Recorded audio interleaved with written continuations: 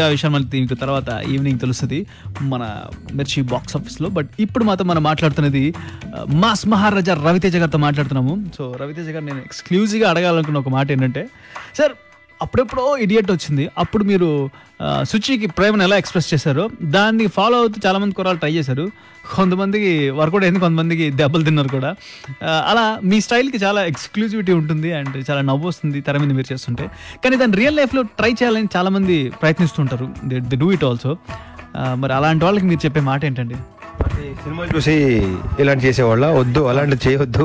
ఆ సినిమాల వరకు చూసి హ్యాపీగా ఎంజాయ్ చేయండి తప్ప అది రియల్ లైఫ్లో దాన్ని అప్లై చేయకండి ప్లీజ్. ఇలాంటి కొన్ని మంచి చాలా విషయాలు ఉంటాయి, కావాలంటే ఆటల్ని ఫాలో అవ్వండి తప్ప ఇలాగా అమ్మాయిల వెంటబడి ఇలా చేయటం. సినిమా జస్ట్ ఎంటర్టైన్మెంట్, అది ఇట్స్ ఎ క్యారెక్టర్, సరదాగా అందరినీ ఎంటర్టైన్ చేయటం తప్ప అది దాన్ని సీరియస్గా తీసుకోవద్దు అసలు. సో ఫ్రెండ్స్, బ్రదర్స్, తమ్ముళ్ళు, అన్నయ్యలు విన్నారు కదా, మాస్ మహారాజా అని చెప్పేశాడు ఈ మాట. దయచేసి తెర మీద ఆయన చూపించే స్టంట్స్ని, ఆ మాటల్ని, ఆ స్టైల్ని రియల్ లైఫ్లో వాడకండి. Just enjoy it. Radio Mirchi 98.3 FM, ఇది చాలా హాట్.